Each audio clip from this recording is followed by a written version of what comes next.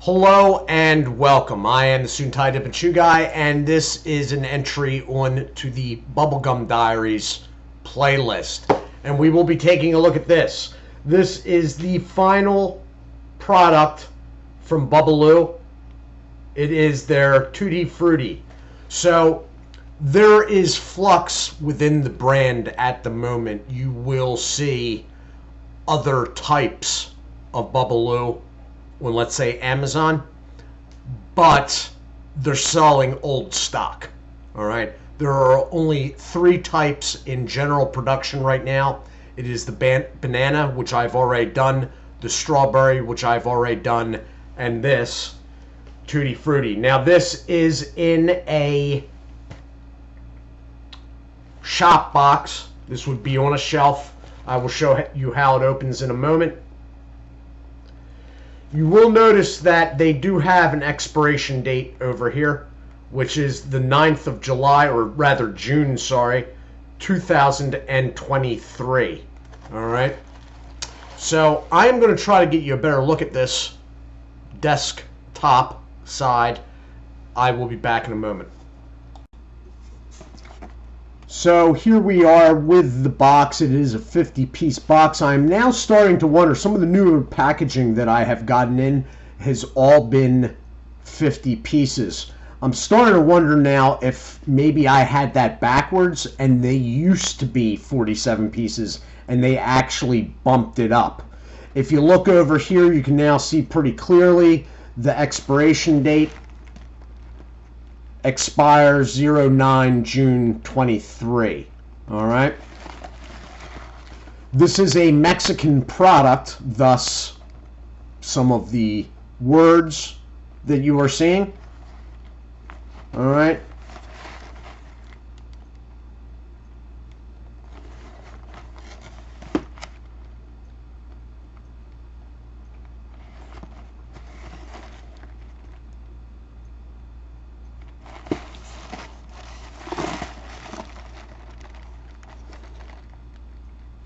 Notice that they do have the nutritional facts in English on this, and that is being stuck on over the Spanish ingredients. All right, but that is the nutritional information for anyone that would be interested in that. Now, as I said, this is a product of Mexico, as it denoted on the back there. This is a shop box, so this would be on a shelf.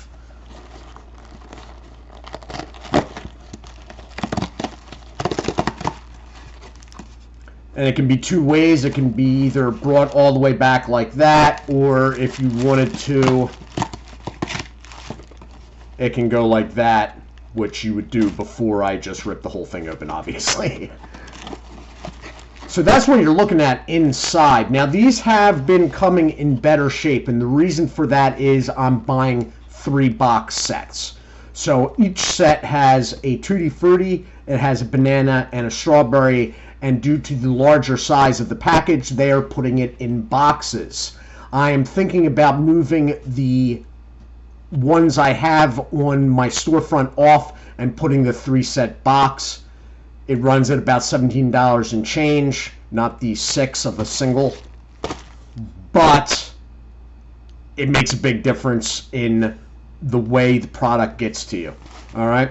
Because these are filled with a, for their size, sizable amount of liquid, and that will come out if the package is compromised. So you have 50 individual pieces that are looking like this. All right, they are set up sort of like a pouch. They got 2 seams on the ends, and they got 1 running down the back. And that is what you're looking at. The white you're seeing there is cornstarch. That is to keep the product from sticking to the wrapper. All right, they have a flat edge going around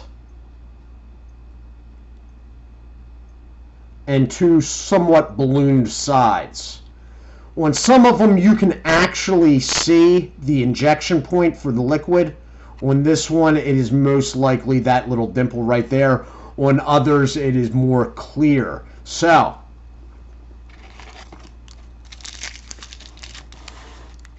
this is an interesting one. It's not the first time I've had this. But I'm going to go back up top side to talk about that. This is my least favorite of the three. That said, it's still pretty darn good. So back in a moment.